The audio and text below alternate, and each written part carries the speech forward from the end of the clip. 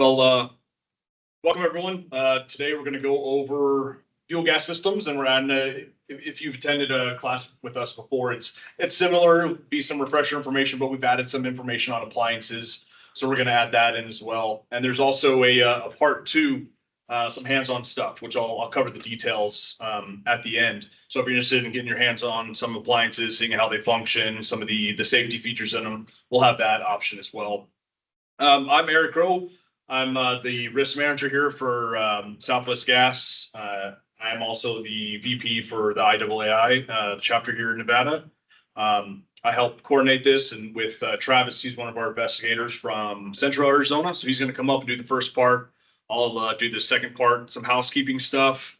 Bathrooms out these doors and straight across the floor there, and you'll see them straight forward. If we have an emergency, you can go right back out the way you guys came in if we need to evacuate for any reason. We are hosting this online, so we have a virtual option for our chapter members as well. So anyone online, hopefully you can hear me all right. If not, let me know in the chat. I'll be monitoring it. If you have questions, put those there. I can ask them and get them answered for you. Other than that, I think we're ready to start. So everyone, please welcome Travis. He'll cover the first part, and I'll step in for the second.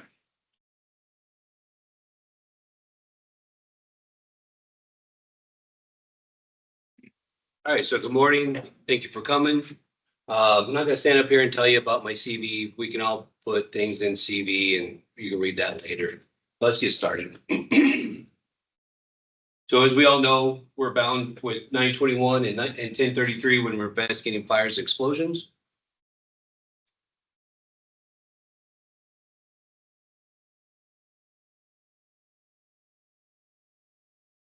Advanced slide on that.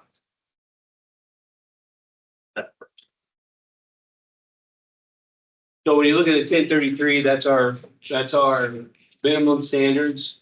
It talks about knowing fuel gases as a fire investigator.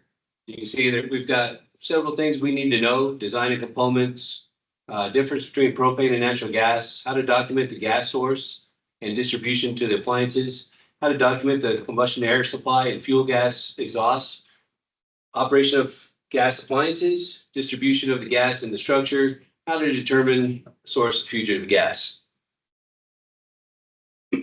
Fuel gases, propane, natural gas, butane, they impact our fire and explosion scenes. They can be the initial fuel source, they can be the ignition source, they can act as both. They can also influence our fire spread. Fire explosion involvement types are also primary and secondary. So this is a meter that was compromised by radiant heat at a structure fire. The aluminum regulator has failed due to the radiant heat, the inner pressure rupturing it. It was at a structure fire, it had an ignition source. That's just 28 pounds coming out of that regulator. And that's very common in structure fires to see. So that'll definitely affect your fire pattern and your fire spreads. That's just a 1/4 pound coming out of a compromised flex line. The cleaning crew had pulled it out to do some cleaning, pushed it back in, caused a pinhole. That's just a pinhole at a 1/4 pound, and that's what you'll see in residential and commercial kitchens. This next one, it's a regular meter, 7 inches of water column delivery out of a 1/2 inch flex line. You're going to hear a distinctive sound. It almost sounds like an elk call. So if we have a flex line that's been disconnected, you're going to hear that distinctive elk call sound. And you see how much flames are coming out of it. And like I said, that's just a 1/4 pound. So when your crews say they heard a whistling, that's what they're actually going to hear.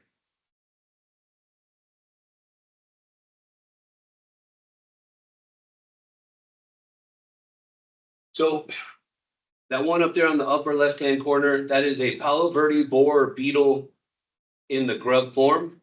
That is actually my hand as size reference, and that's not the largest one I've seen in 21 years. See what it did to the plastic pipe just below the picture? So that grub goes underground, eats the roots of the Palo Verde tree. And then if you didn't call 811, you put your Palo Verde tree on top of that plastic gas line, it will get onto that gas line and do that. That actually evacuated 4 homes due to that leak. The one in the middle upper top, that was due to excavation. They didn't compact the soil around it, and due to shear force, it cracked. This was pulled by a backhoe. The pipe was pulled. As the pipe was pulled, it actually pulled the service saddle off of it and caused it to leak. That's your open burner in a water heater. And then this is your pilot light. So looking at fuel gases, there is a big difference between natural gas and propane. Natural gas is 75 to 95% methane. Propane is 95% propane, petroleum. Lighter than air, heavier than air, 4 to 14%. And then propane is 9 to 2%. Our ignition temperature for natural gas is 1170 or hotter. The ignition source for propane is only at 920. When you look at the flammable mixtures, so as it mixes with air, it gets that stoichiometric mixture. It gets a little bit heavier than it starts out at 0.68. That's how, if you've been to a line break or you've been to emergency response, you'll smell it over at the trucks. If it was truly lighter than air, it would just go straight up. But as it comes out, it mixes, it's going to get a little bit heavier, equal to air. And then the two odorants. Why is this important to us? I've seen natural gas, propane, and butane blow the garage door in half, put it in the driveway, put it in the road, fling it like a frisbee, and impale it in the garage door across the street, and then put it on the roof across the street. You need to do some research about honey oil and potheads on YouTube. They use butane to strip that THC oil off the leaves, and they get their honey oil like that. But that's all over on YouTube. What's neat about the potheads on YouTube, they actually tell you don't do it indoors. It's very flammable, but where do they usually do it? Inside the garage, next to the water heater. For DOT standards, 49 CFR 192 6.626. Fuel gases have to be odorized to 1/5 of the lower explosive limit. Has to be readily detected by a normal person with normal smell. Transmission lines, however, are not required to be odorized per federal standards. It's when the distribution company takes purchase of it that we have to odorize it.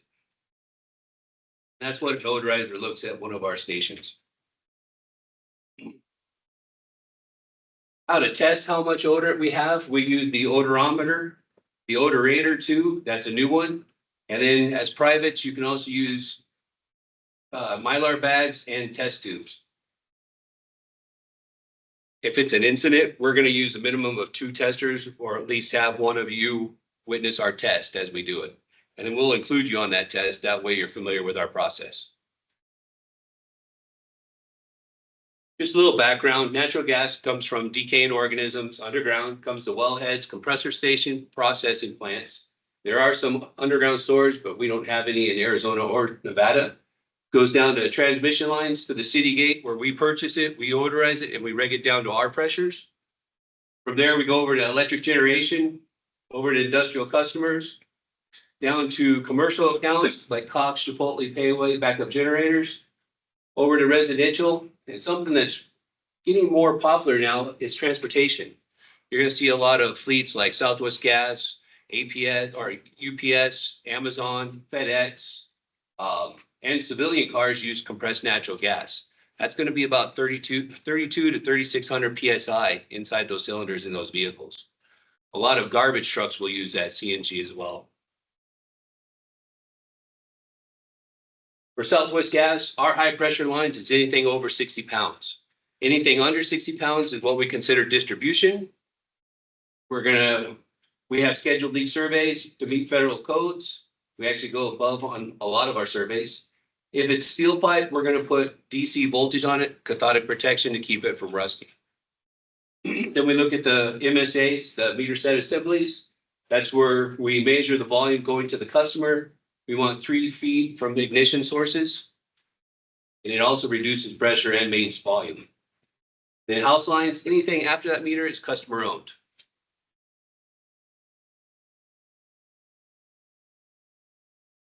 Meters. So the meter is how we bill the customer based on volume of gas. It measures how much flow is going through that meter to the customer. We want to protect it from physical damage. We use ballards around it to keep the vehicles away from it. We want shear loads on the snow load areas. There is a different thing called master meters. So it's going to be our meter, but everything after that meter is going to be customer owned. They run it like their own gas company. A lot of apartments and some trailer parks is where you usually see those. And they actually do their own odorant testing and compliance on the piping. LP, propane natural gas. You can have a storage supply at a tank at the house, at the structure. And there are some larger areas that will have larger tanks that have underground piping that distribute it to different customers. So there are different types out there.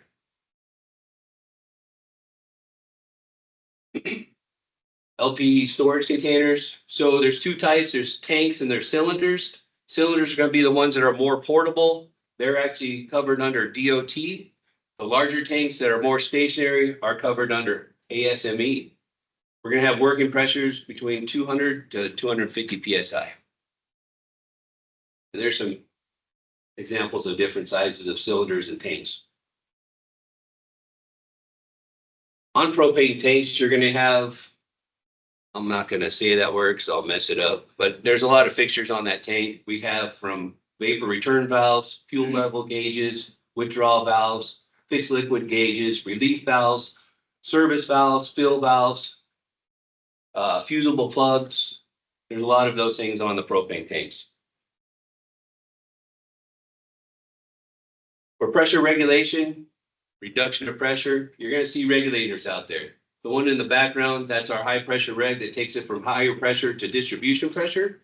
You've got a meter set assembly, which is pretty typical on natural gas and propane meter sets.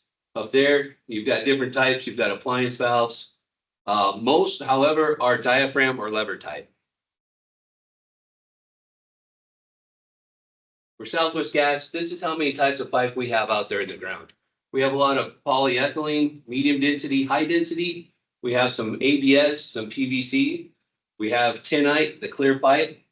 And then we have steel. Steel is going to be used for distribution as well as high pressure. Valves, and we're taking this out of that 1033. So it's following that structure. So there are a lot of type of valves. There are so many valves we can't cover in one day how many types of valves are out there. We've got appliance valves. We've got automatic shutoff valves for water heaters. You have main burner valves, reset valves, relief valves, service shutoff valves, main shutoff valves, automatic valves. So there's a lot out there. If you're ever on a scene and you have one of our service techs out there, one of our construction techs, just reach out and ask them, hey, what type of valve is that? They love helping you guys. As fire investigators, we see a lot of fire affecting house lines and distribution lines. The three on this side are going to be interior of the house line meter valves. You see stainless steel, brass. And then the one on the left, that's a stopcock on a riser. You see that it's brass. Brass absorbs heat very easily. And to keep it from leaking, there's two little Teflon seals on the ball, and there's a rubber O-ring on top. So any radiant heat, any flame impingement, that valve will fail. And then the same with these inside. This is actually a machine valve under spring pressure. Pilot lights. So the pilot light is used to light the main burner.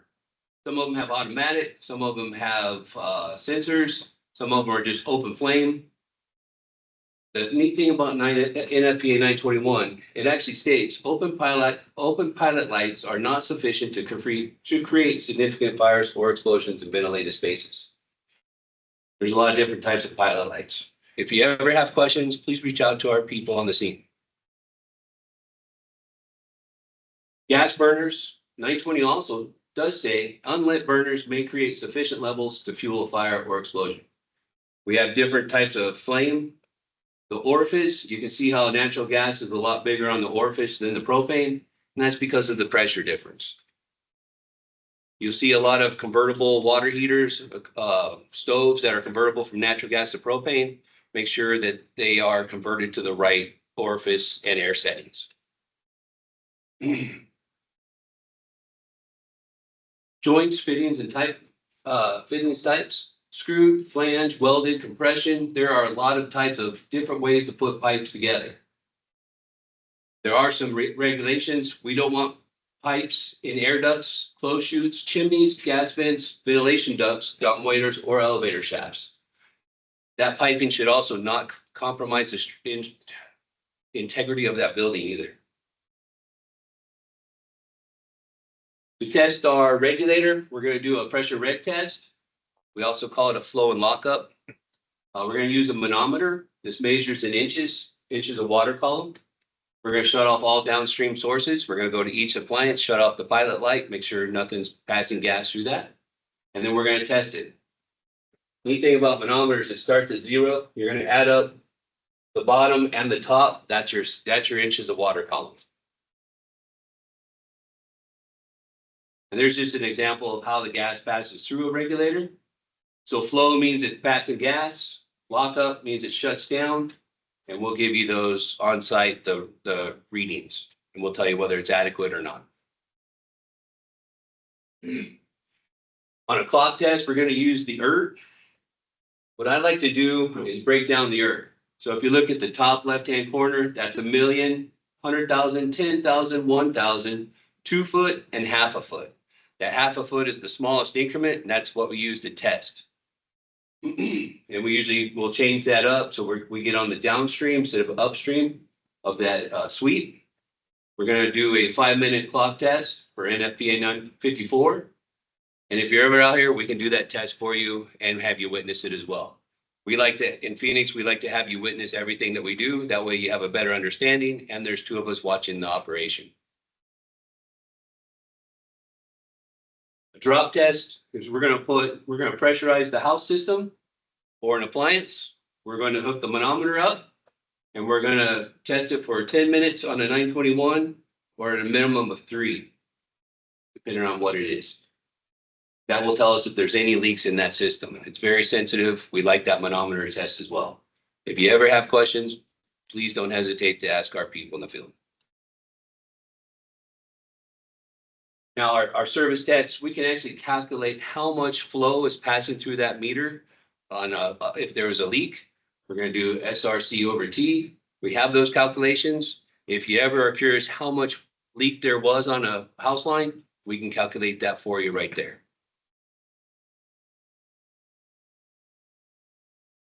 (921) 10.9.8 talks about removing pipe. So we want to maintain the evidentiary value of the piping. We don't want to mess with the fittings. You're always going to cut out. I always do a rule of thumb of 1.5 feet each way. That way the lab can hook up to it in different manners so we don't mess up that fitting.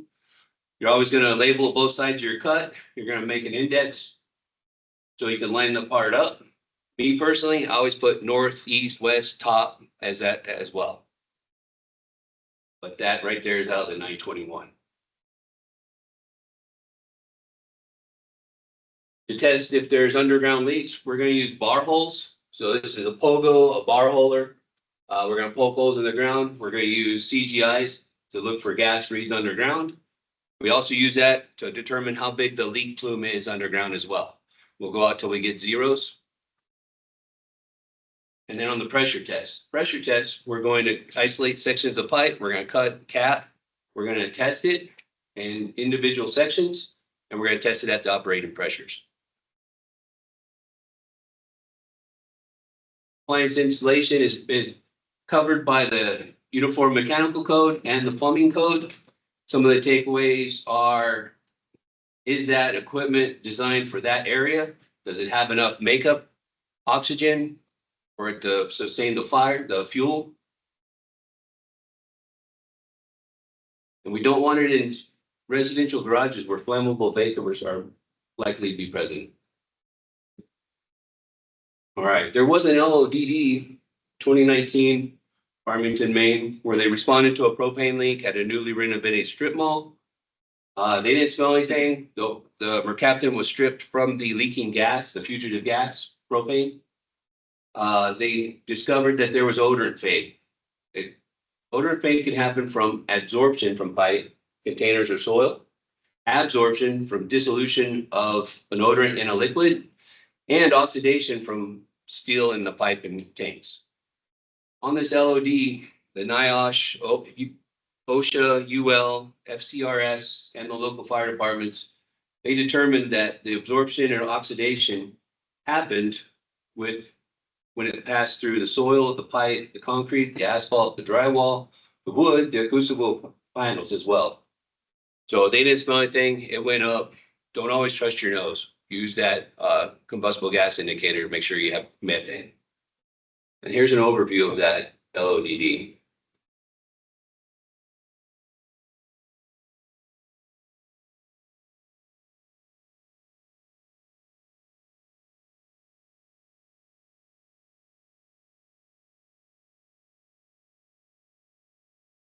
And that just reinforces whether your emergency response or follow-up fire investigation, scene safety is number one. We always want to make sure we don't have any stray fuel gas. Southwest Gas uses an acronym for LV cache. Location of the appliance. How does it vent? C for combustion air is where we have enough air coming into the appliance. Appliance connector, how is it connected with a flex line to the pipe? Does it have a shutoff valve? And the house line. So when we look at this, the water heater, it doesn't have any air coming into that compartment when that door is closed. So it's not going to be operating properly. We look at this one, the flex line coming through inside the compartment. It's connected. We do not allow connections for flex lines inside of a compartment. With this one's down at Phoenix. You can tell by the swamp cooler. So you got an exhaust. See the black sooting on that pipe. So incomplete combustion automatically. All those byproducts are going into the swamp cooler, being pushed back into the house. So that would be something that we would 106 or red tag. Malfunctions and improper installation. We all know about CO. We all know that CO, carbon monoxide, is poisonous. We also want to add CO is not only poisonous, but it's extremely flammable. And it also has an ignition temperature of 1100 degrees. It only needs an 1100 degree ignition source for it to ignite. When we set up appliances, we look for that bright blue clean flame, which is complete combustion. The two yellows is incomplete combustion. It's burning ambient air. Now, someone's out there going, hey, my fireplace, my fire logs, my tiki torch on the patio, my fire pit out in the backyard, it's yellow. It is incomplete combustion. When you have those three types of devices, they are meant to be for looks and not for complete combustion. So on those, you'll actually see unburnt fuel. You'll see carbon monoxide. You'll see sooting. You'll see aldehydes or smell aldehydes. And then the obvious heat, light, and water. Aldehydes. So if you'll look at a MCT on a CO call, you're going to see customer patient says they smell CO. CO is odorless, colorless, and tasteless. What they're smelling is the aldehydes from that incomplete combustion. And for any one of the gas people, when we walk in, we hit that door, you know right away. For me, it takes me back to my great grandmother making menudo pots on the stove. As soon as you hit her door, you can smell that aldehyde. So look for those as well. We do a lot of testing, a lot of field testing whenever something comes up. They're testing a water heater down in Tucson for a malfunction with a certain type of ASO and water heater. This also will reinforce why we don't like things put on top of the water heater that are combustible. And you'll see why. Hey, Rick, you are. You coming up the top? Yeah.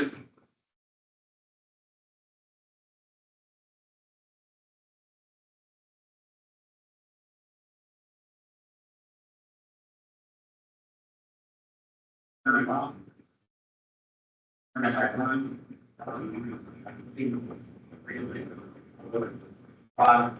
Six. Good. That one got it. That's why we don't like things on top of those water heaters. That downdraft diverter is designed to pull things up and out and not let it go back into the compartment. Appliance connections, flex lines. That's what we call them. These are a good example. They're gonna be a brass alloy, Teflon or plastic coated brass alloy or stainless steel, and they have to be approved for gas. They can't be water connections. They have to be a gas connection. Common failures, external stress. We just had one yesterday where the guy was standing on it and it broke. Chemical degradation, external corrosion, electrical system shorts. So you'll see these two pictures. So on the flex line, you'll see ridges. When we have lightning, when we have a straight current, it will jump across the mountains, blowing the tops of it out.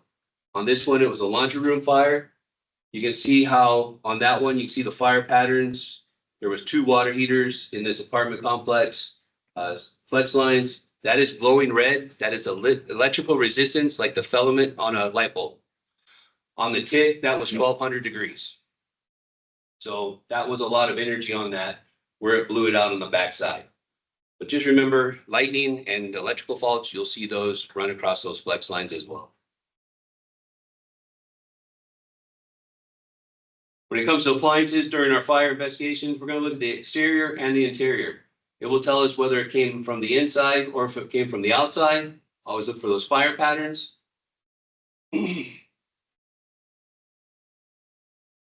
Water heater issues. So your common issues with water heaters are going to be your air intake, your exhaust, your blocked flue, your vent hood, improper insulation, and improper combustion air intakes. It's got to have air to come in. It's got to have exhaust out. Flame out, like the picture you see, most commonly because of a bad air intake. It's looking for the stoichiometric mixture so that flame's coming out of the compartment. It can result in absence of a downdraft hood.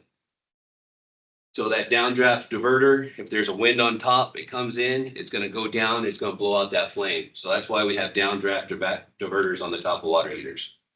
You can see flame roll out looking for that oxygen.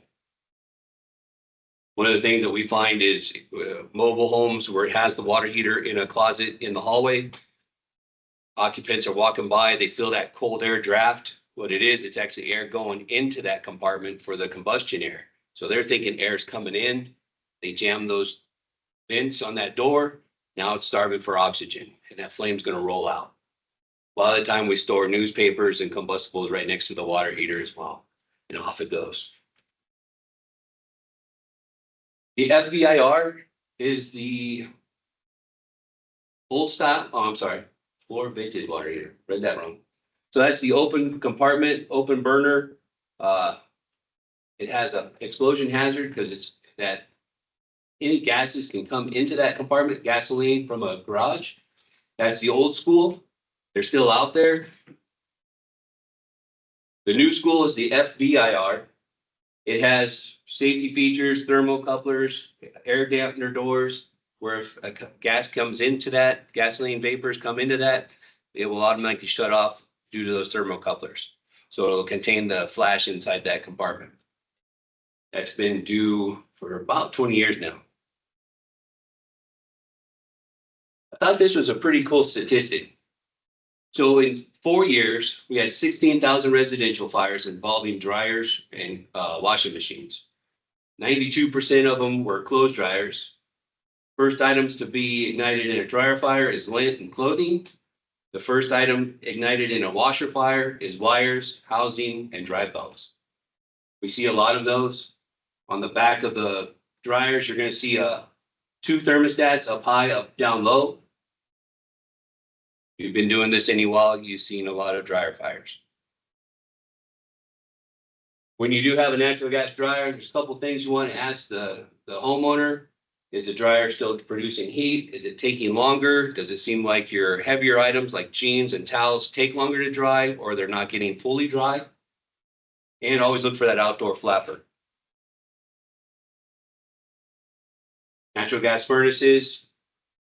Usually you're going to have a problem with overheating or ignition of surrounding materials, lack of clearance to combustibles, installation, misdirected heat from the burner, blocked heat exchangers, ignition of combustibles stored too close to the furnace, and gas leaks. We had one where they were spray painting the bathtub with 4 to 6 cans of Krylon aerosol. Those heavy vapors filled the tub, came up, looked like an overflow of water and got to a water heater, wall heater, and ignited. Okay, so this is a case study. This happens pretty quick, pretty often. What you're seeing here, you're seeing no no diverter. You can't see it, but there's no cap on top, so the air is just allowed to come down. You're gonna see a rubber mat placed in front of the water heater. You're gonna see a clean burn down on the bottom and then sooting as you go up. So what happened here is, like we said, no downdraft diverter, no vent cap on top. They removed the inner and outer doors so that they could get to the burner and relight it easily because it kept going out, because that air is coming down, smothering that flame. So they put a rubber mat in front of it. They had other combustibles, and off it went. And you can see the ASO, automatic shutoff valve assembly, control assembly, how it's been compromised. It released gas. That's how we have that nice clean burn on top. Ranges in oven, always look for inside, outside, toward the back. Always ask your questions. Has it been operating normally? Did you store an air fryer on top of the electric stovetop? This one affects a lot of us, especially between 10 and 4 o'clock in the morning. Cleaning crew comes in, they pull appliances out, they clean, then they push them back in. We get a lot of little leaks. So this is just a quarter pound, so a quarter PSI out of a pinhole. So you could literally stick the tip of a ballpoint pen into this hole. And that caused that. So for this, we want to make sure our fire crews are looking for extension behind. You can see it's a incomplete combustion. See the sooting, blue. And we burn about 32 to 3,500 degrees.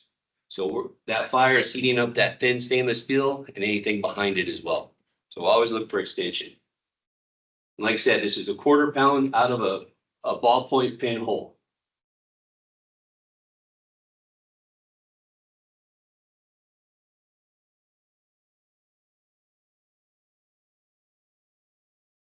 Commercial meter fires, residential meter fires. Once fire gets to that, this body, about 90% of them are aluminum now. The regulators are aluminum. You've got up to 60 pounds inside this aluminum. So when you heat up that aluminum, it's going to soften up to the point of rupture. That air pressure is going to rupture it out. You're at an open flame. It's going to ignite on you. You're going to see that. As you can see, the cap came off, starting to heat up, and it will be releasing right after that.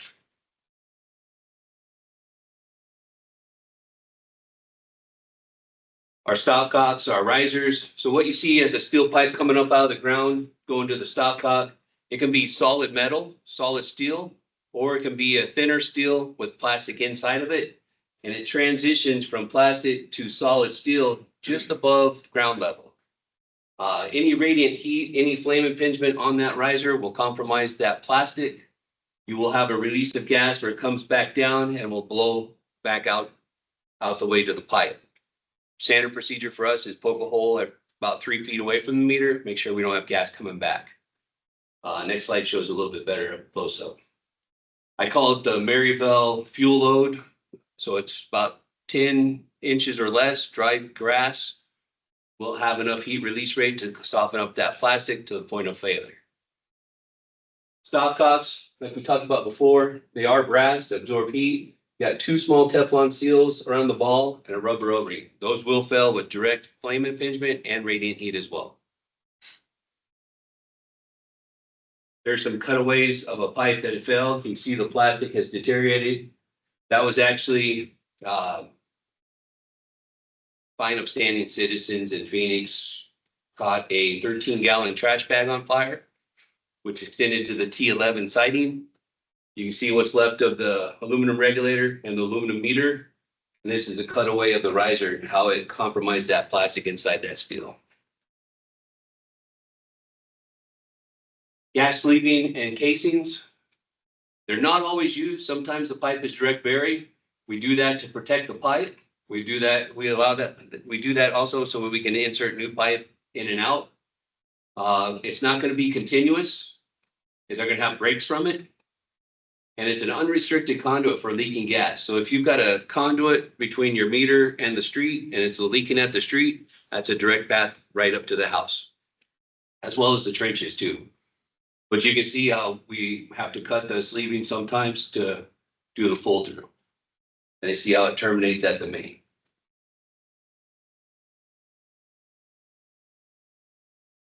Show up. All right, so straight current from electrical faults, lightning strikes, and commonly bonded connections can induce electricity on the water and gas pipes. That's CSST over there. That's gonna be used inside the homes on house lines. You see the damage from the outside. You'll see the hole where it blew through. This one, water heater looks normal, right? Until you turn it into dark. There's another one of those high resistance electricity. Now it's glowing. Thank you. We do want to stress, if you're ever out there, we have a service tech on scene, pick their brains, use their knowledge. Why don't we take a, well, let me get up here, so online. Yep. What's causing that high electrical resistance heating of those pipes?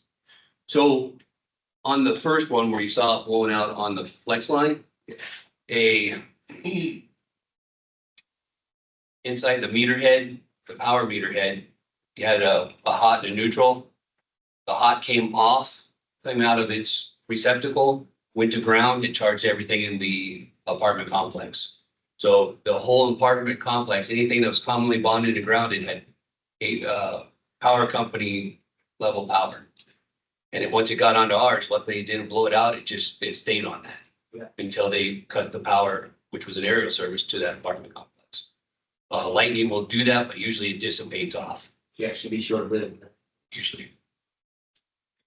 Well, why don't we take like a 5-minute break? Please grab some food. We got plenty out there. Stand up, stretch, and you use the restrooms. Everyone hold off online, take a stretch break, and we'll be back in just a few minutes.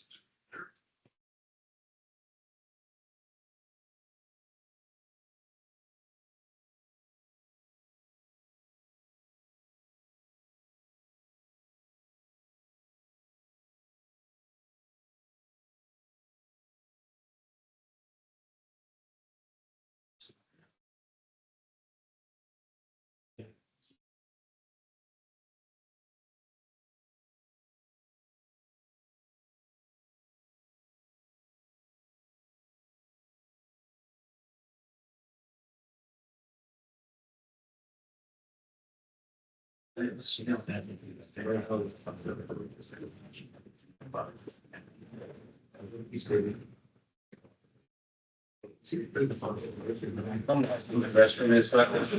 straight across, should see 2 doors directly across. Yep, that's it right there. No problem.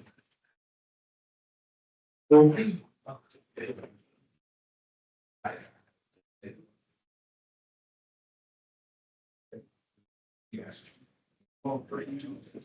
Yeah, absolutely. I'm gonna, I can send you some, do you, I'm trying to see the best way to get it to you. Yeah, I'll email it to you, sir. Yeah, yep, I'll do so, yes. Sure. Absolutely. If I don't.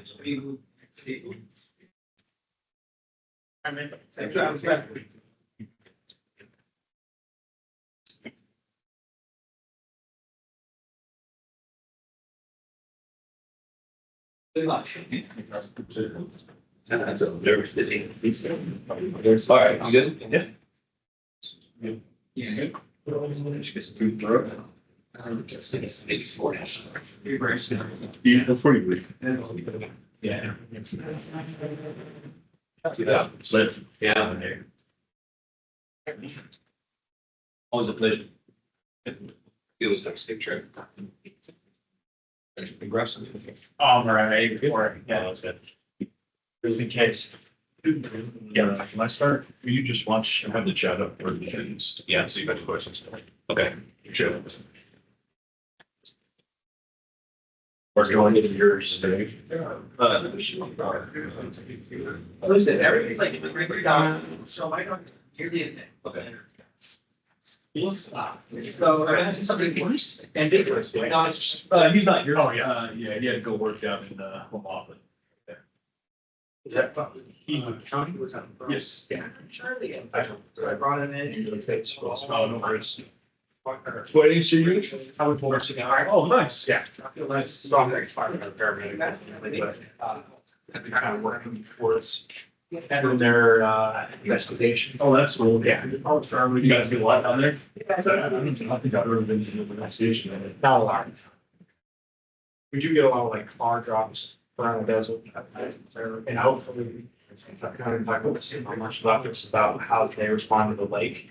I was like, yeah, we should help out there. Oh, right on. That'll be cool. Yeah. That'll be good. I'm sure that'll be. I think, yeah, it's good. Anything on the water would be safe on much of the, all the land around it. That'd be cool. Nice. Yeah. Are you just with stuff?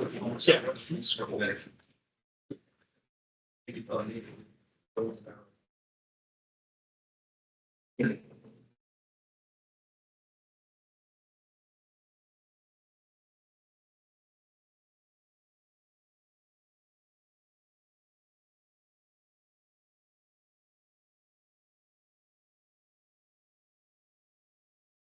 Yeah, sure. What's your name? Sorry. I'm Scott. Scott, no, I'll send you an email. Yes. Appreciate it. Yep.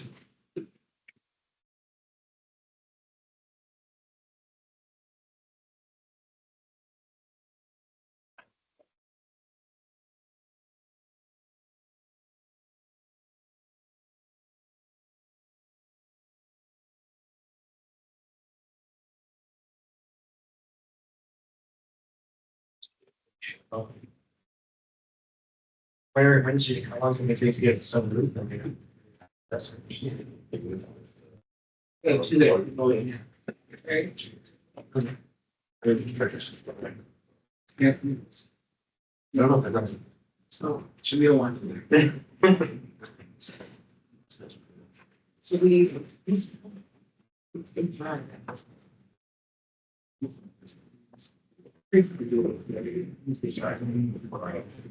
Yeah. What's your, how long your training do you guys have to do like what you've done for the church?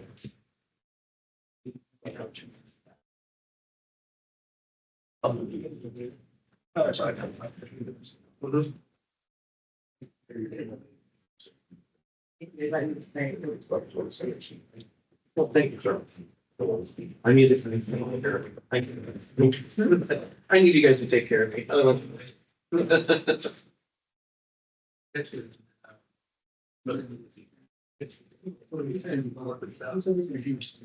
Yeah. And then it says. Keep on.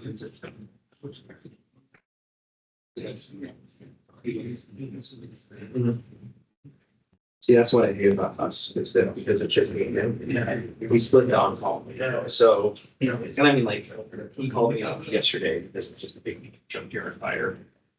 Which we didn't do me. And there's like, there's a good relationship. You got a fire thing, but when it's shift, that's up there, like, a lot of times, I don't want to hold TDMR like a 10% reserve.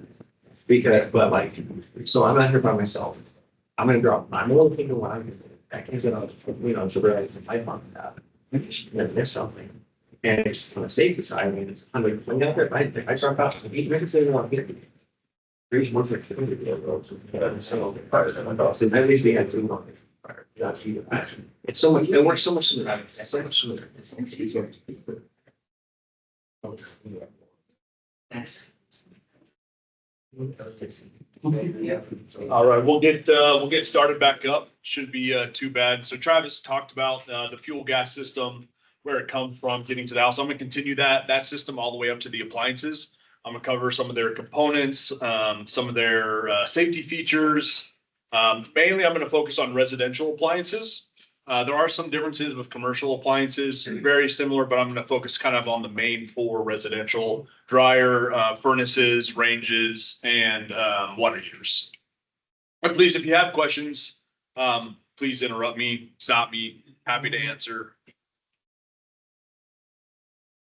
So I'm going to talk about first appliances, their temperature controls. Their automatic shutoffs will go into specifics for water heaters, forced air units or furnaces, FAUs, dryers, ranges, and ovens. So first, temperature controls. Their main purpose is to set a predetermined temperature for appliances, allow that appliance to reach that temperature. Those are going to be noticed by a dial on the appliance with temperature settings. So like 120 degrees, or like a furnace, you can set it to 79 degrees or 65 degrees. Those are pretty noticeable. And automatic shutoffs, which we'll talk about next, or ASOs as we refer to them, they are required when an appliance is thermostatically controlled. And what ASOs will do is they'll automatically shut off main burner gas to an appliance if one of the safety features is activated or tripped. So first, a few types of temperature controls. There's rod and tubes, there's fluid hydraulic, bimetal, and electronic. So we're going to start off with rod and tube. Hopefully you're familiar with this gas valve. I know Travis talked a little bit about it, but this is off of a water heater. So you can see the thermostat right up front. That's going to be 120. Usually you can set it to 130, 110. Usually the manufacturer recommends no more than 120. And they're made up of three main parts. You have the copper tube, you can see sticking out of the back there, a steel rod, which is inside that copper tube, and a clicker disc, which is inside that body there. So the way that it works is the rod and tube extends into the water heater, it's touching the water. As the water cools down, that copper tube is either going to expand or contract, which moves the steel rod, which is inside that tube. And then it puts pressure on the clicker disc inside that body. And you can see in that first one here and the second one. So as the clicker disc is either has pressure put on it or it extends back, it's going to open up the gasway and allow gas either into the main burner or it's going to cut off gas. So as that water cools down in the water heater, it tells the thermostat, hey, I need some more heat. That copper tube is going to expand or contract, put either more pressure on the steel rod inside or less pressure, and activate that clicker disc. And that'll open up the main burner, goes through the main burner assembly, and then it's lit by the pilot light on the water heater. So still talking about temperature controls, another option is fluid hydraulic. So these are mainly found on ovens. So again, the oven has a predetermined temperature. You can see it on the valve there. Hey, I need my oven at 450 degrees. The few components with them, there's a sensing bulb, which is kind of the thick end of that tubing there. There's the capillary tube, which is the very thin kind of coiled up tube. And there's a bellows, which are inside of that little control body. So the way that this works is as that sensing bulb is heated, there's fluid inside that sensing bulb. It expands, travels through that capillary tube, and puts pressure onto those bellows. And that pressure is going to open up that gasway similar to rod and tube, or a lack of pressure is going to close the gasway. Next temperature control is bimetal. So these are normally found on FAUs, furnaces. So with this, there are two different types of metals that are made up on the temperature control. And they're dissimilar metals, and they have different properties for expansion and contraction. And then they're also going to make contact with like a switch contact here, electrical switch contact. So as those metal strips are heated or cooled, they warp and they'll change direction. So as they're heated up or cooled down, they'll come off of the switch contact, allowing the appliance to turn off the FAU. Hey, I don't need heat anymore, turn off.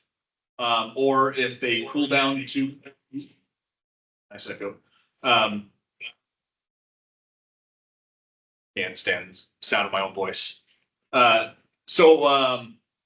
the adverse, as they heat up or cool down, they'll warp again, make contact with those switch contacts, and it'll say, hey, appliance, I need you to turn on. Here's main gas burner.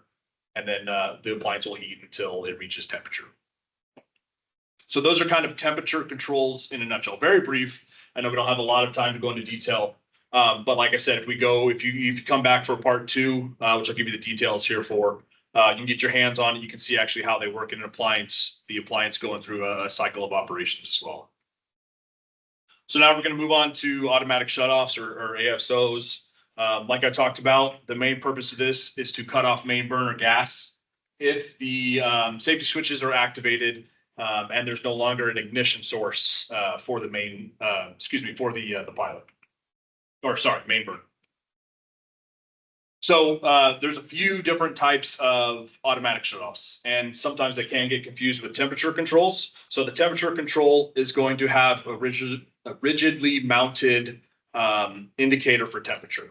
The ASOs are not, you can't set a temperature on an ASO, but you have to have an ASO with a thermostatically controlled appliance. So there's a few different types. There's thermomagnetic, fluid hydraulic, bimetal, flame rectification, and glow bar. And so if the pilot were to go out on let's say a water heater, there's no way that the main burner can light itself. So you would have free flowing main burner gas, which is a lot of gas. So to control that hazard, they put in these automatic shutoffs so they can shut off that main burner gas if that pilot light goes out. And we'll talk about a water heater first. So this is an example of a thermomagnetic ASO. Mainly found on water heaters, some cooking appliances, some older heating appliances. So the way this works is you can see, so this is our ASO tubing. It's copper tubing, and it attaches to a mag head here.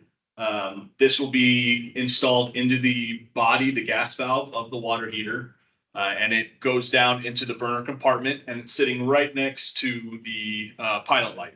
So here's kind of a better visualization. So this is that thermocouple down here on the bottom left, right above the pilot. So the way that the thermocouple is going to work, it has two dissimilar metals again.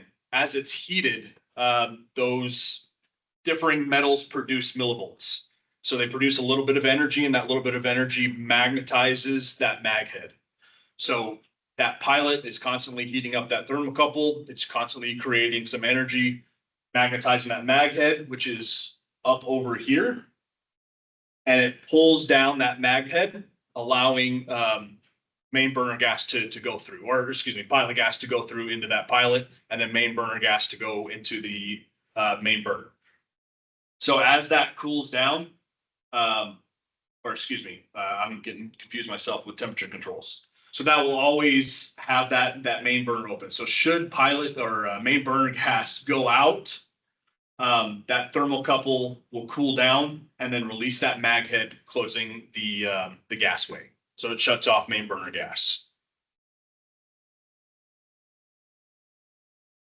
Also with water heaters, they have another safety device, another ASO. It's called an energy cutoff. That's located in the rod and tube. And it's pretty much acts as a fusible link for the water temperature. So it's also wired into the gas valve. And if it sees that the water temperature reaches above 190 degrees, it's going to break that electrical connection, and it's going to do the same thing. It's not going to allow that plunger to stay down. It's going to release it and close that gasway. The fluid hydraulic ASOs. These are usually found on older ovens with pilot lights, or older heating appliances with pilot lights. Similar to the temperature control fluid hydraulic, they have a sensing bulb, they have capillary tubes, and they have a bellows. Usually you'll be able to see a difference. The sensing bulb is a lot smaller on an ASO versus a temperature control fluid hydraulic. But they're going to work very similarly. So you'll see it rigidly mounted with a pilot light for an oven. And that sensing bulb is heated up, fluid expands, goes through the capillary tubes, puts pressure on the bellows, and opens up that gasway.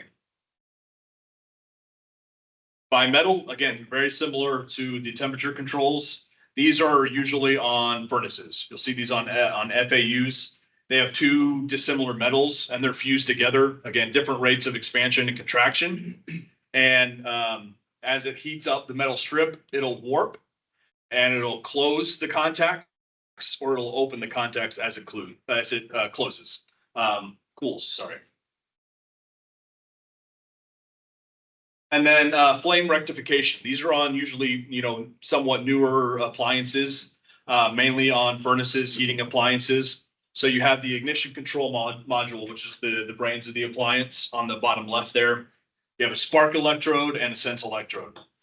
So what it does, it kind of performs a self-check. So as that pilot comes on, that's going to light the main burner, it can read that little bit of a little bit of heat or electrical energy and say, hey, I have a pilot, I'm good to go. I can release main burner gas, releases the main burner gas and lights. If the pilot doesn't come on, it'll say, hey, we need to either purge, we have too much air in the system.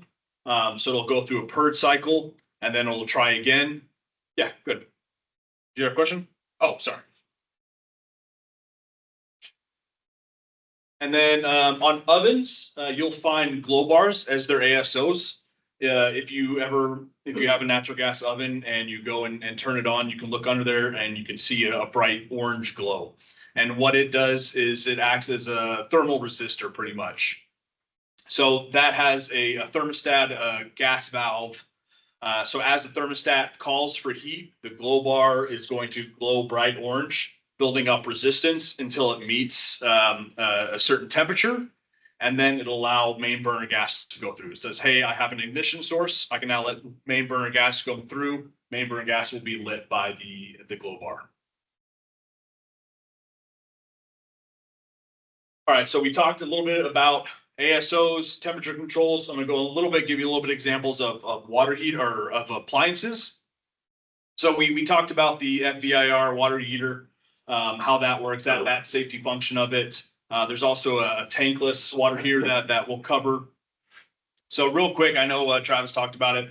NVIAAI is to resist flammable vapors. So if they come in, it'll disperse them, allow them not to ignite that way. So for water heaters, the thermostat, the temperature control is going to be a rod and tube, most usually, unless it's a tankless. ASO is going to be thermomagnetic. So you can see the pilot tubing, or excuse me, the thermocouple coming down here. That'll give the magnetism to hold down the gasway to allow burner gas to come in. It'll also have that energy cutoff that we talked about inside the rod and tube if the water temperature exceeds 190 degrees. They also have a temperature pressure relief valve. So if the pressure inside the tank or the temperature of the water reaches 210 or 150 psi, these valves will open and release hot water through them. They're supposed to exit outside, but sometimes people have them just sitting there inside the garage. If those are plugged, you get some like a bloody situation. So a tankless, really quick. I'm just going to go over how it works, just a brief synopsis. So tankless water heaters are a little bit different than the storage version. So they have a few other sensors. They have a few other safety devices. So as hot water is turned on, water's going to go through the heater. There's a flow sensor saying, hey, yeah, I have water coming through. I have flow of water. I can turn on the main burner. So as that's satisfied, it then goes through the burner system where the main burner is lit, and then it can ramp up depending on what the flow sensor senses. So if it's, a bathroom tap versus a bathtub. So it can go from, usually they're like 300,000 BTUs. It can go from 50,000, just an example, all the way up to 300 if it needs to. So the gas valve on that, it's electronic gas valve. It'll be 110 volt. Temperature control is going to be a bimetal. So it's going to have those two dissimilar metals. And as they're heated up or cooled, they'll expand, contract, making that contact. The ASO, it can either be, usually older ones will be the thermomagnetic version where they have a thermocouple or a thermal pile. They kind of work just the same. Or they may have the flame rectification. That's where they identify, hey, I have a pilot light here to light the main burner gas. They're made up of so we have the thermostat. They're thermostatically controlled, so they have to have an ASO. They have the flow sensors to make sure that there's water in the system when it heats up. There's high limit switches as well. So in the venting system, they have high limit switches just to make sure everything's being vented out, and then they don't have to cut off the main burner. Of course, on off. They have fusible links as well. And just as an example, this is more so for like a commercial style water heater, but I thought it was a good example displaying kind of all the electrical components and how they create, you know, a single trace to make sure that it's safe for the main burner to come on. You can see there's different limit switches in the system there. The thermostat, you have the fireman switch as well, which that allows the system to cool down after the main burner comes on. Say, hey, we need to cool down. That was a lot of heat. And then if any one of those is tripped, it breaks the cycle and it doesn't allow main burner to come on, or it'll shut off main burner. All right, so FAUs or furnaces. So real quick, just to show how the furnace works. So we have our gas inlet here off to the left. This is our gas supply. It's going to come into our gas valve here. The call for heat will have an inducer motor. What that inducer motor does is push out all that byproducts of combustion out through the vent system. Once it checks that, it'll go over to the pilot or the ignition source. Say, hey, make sure we have, you know, if it's a hot bar or a glow igniter, hey, make sure this is working. Okay, it's working. Let's have main burner. It'll shoot the main burner, which will ignite with that, not the pilot, but the glow bar. And then it'll start heating this air in the combustion chamber. And as air gets blown up through the blower motor, that gets passed over the heat exchanger. And that air heats up and then goes out of the supply registers, heating up the home. Quite a few components on a FAU. Some of the older ones will still have pilots. They'll still have some older ASOs like thermomagnetic ones, igniters, regulators, heat exchangers. They have a lot of switches as well. There's a door switch, so if someone pulls off the door on the blower housing, it'll shut off the whole unit. There's a high limit switch. There's a rollout switch. So if the furnace ever detects, hey, there's a clog and the flame on the main burner is rolling out of the unit, it'll detect that as well and shut it off. There's a vent switch as well. So there's quite a few different safety switches to make sure that the appliance is operating safely. So FAUs will have for temperature controls, it'll either be bimetal or an electronic. ASOs, bimetal, some of the older ones, fluid hydraulic, thermomagnetic. The newer ones will be flame rectifications. A lot of the safety switches that I just talked about, rollout, a limit switch, a vent switch, just to make sure that they're not operating correctly. So down here, this is a rollout switch down here. It'll detect any excess heat or flames coming out. This is that inducer motor that I was talking about just a second ago. Dryers. So quick kind of overview of how a dryer works. So we have our supply, which is going to be behind the dryer. It comes through the gas valve, and it's going to go into the burner and the igniter here. They have radiant sensors to make sure, hey, I have an ignition source for that main burner. They have a door switch as well. If that door opens, it's supposed to turn off the motor as well as the main burner. They have vent sensors and switches as well to make sure that all that combustion air is getting vented outside. Let's see, what else did I miss? Got it. So their temperature control is going to be a bimetal temperature control. They can operate anywhere from 120 to 190, depending on the different settings. For ASOs, most likely it's going to be that radiant sensor, just to identify, hey, we have an ignition source for that main burner. So that radiant switch, like I talked about, proves presence of ignition. When it says, hey, I got an ignition source, it's going to release that main burner. Limit switches, it'll shut off the main burner if heat is not being removed out of the heat exchanger, out of the dryer, which could happen from being overloaded. It can happen from a plugged lint screen. The moisture exhaust that vents outside, that can be plugged as well. That may trip a limit switch. There's also a centrifugal switch to make sure that drum is actually spinning. So it's not just sitting there heating up one area of the drum or what's inside of the drum. And I talked about the door switch. If you're looking or inspecting at a dryer, when we come back for the hands-on portion, you'll be able to see all of the different switches. We have timers, there's limit switches, the centrifugal switch, the door switch, and the radiant sensor, which is going to be mounted next to the main burner. So ranges and ovens compared to a dryer and FAU, these are really simple. So for a range, and I'm talking about when I say range, just the top burners of a range, not the oven. We treat that kind of separately. What you won't notice here is ASO or a temperature control. So the knobs on a range burner, that's not a thermostatically controlled appliance.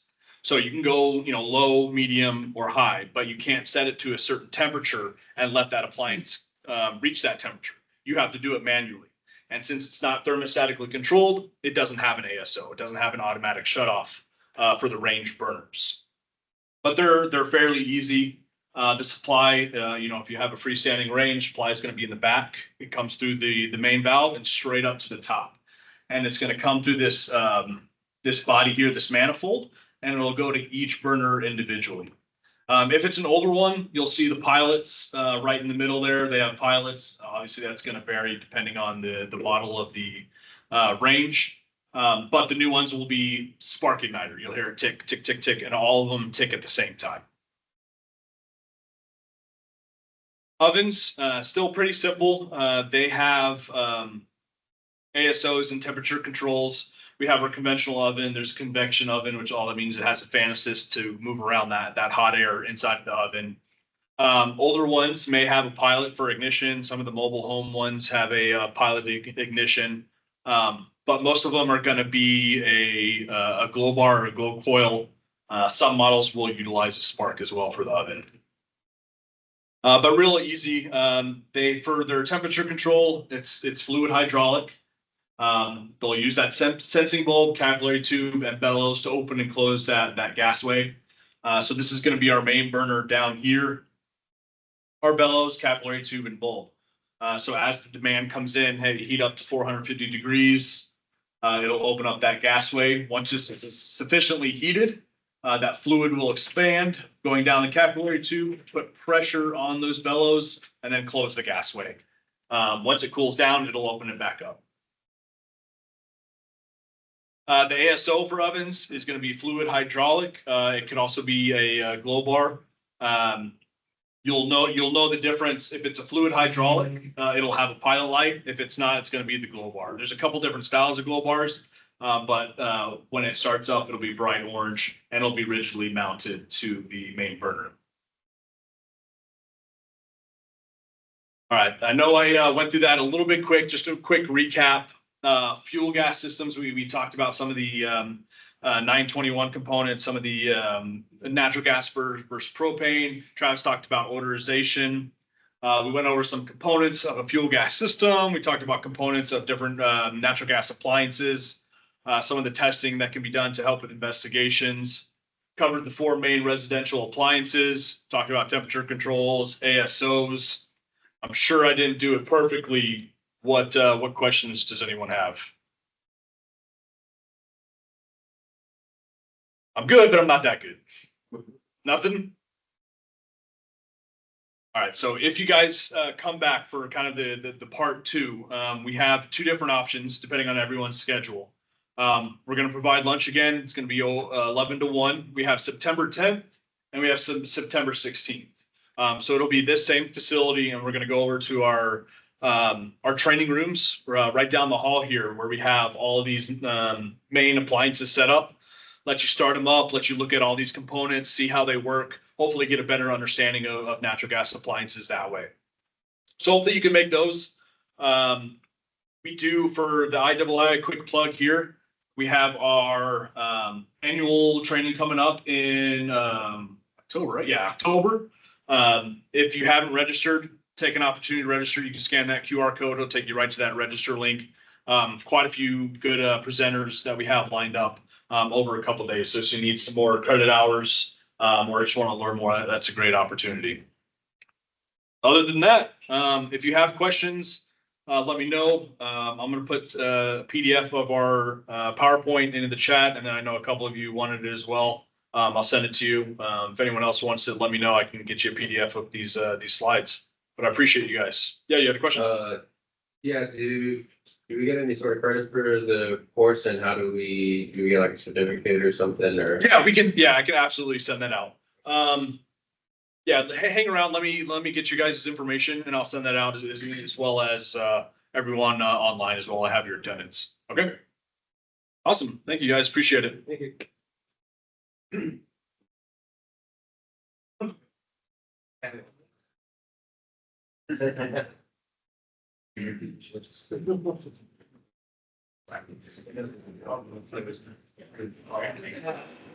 you guys?